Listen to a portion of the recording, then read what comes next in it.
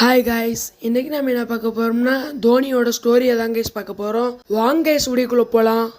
1981 ஒரு ஆண் குழந்தை பிறக்குது.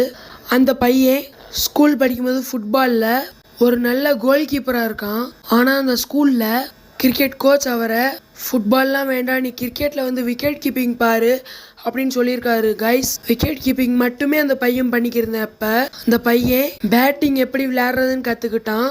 அதுக்கப்புறம் ஸ்கூல் லெவலில் நடந்த டோர்னமெண்ட்டில் ஒரு வெறித்தனமான பேட்டிங்கை காமிக்கிறான். இவனோட பெர்ஃபார்மன்ஸை பார்த்துட்டு பீகர் அண்டர்-19 டீம்ல இவர் சேர்த்துக்கிறாங்க. அங்கேயும் தரமான பேட்ஸ்மேனு காமிச்சிருக்காரு. அடுத்த வருஷமே ரஞ்சி டிராஃபில விளையாண்டு இந்தியா ஏ டீமுக்காக செலக்ட் ஆகுறாரு. அந்த மேட்ச்லயே சதம் அடைச்சு கிரிக்கெட் விளையாடுறதுல தான் ஒரு அசுரன் சொல்லி நிரூபிச்சாரு. அதுக்கப்புறம் தன்னோட குடும்ப வறுமையால கிரிக்கெட் விளையாடாம ரயில்வேஸ்க்கு போயிருக்காரு. அந்த டைம் தான் வாழ்க்கை இப்படியே போயிரும் நினைச்சிருக்காரு. 2004 இந்தியா டீமுக்காக ஒரு விக்கெட் கீப்பர் உள்ள வராரு.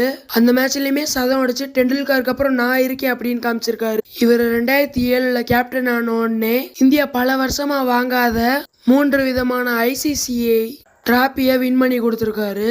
அப்படிப்பட்ட அந்த 3 டிராபியுமே வாங்கி கொடுத்தவர் யாருன்னு கேட்டா நம்ம மகேந்திர சிங் தோனி தாங்க சொல்லுவாங்க. அப்படிப்பட்ட தலை தோனிக்கு தான் இன்னைக்கு பிறந்தநாள் guys. So okay guys, until then bye from Cricket Remix Tamil. Thank you, bye bye.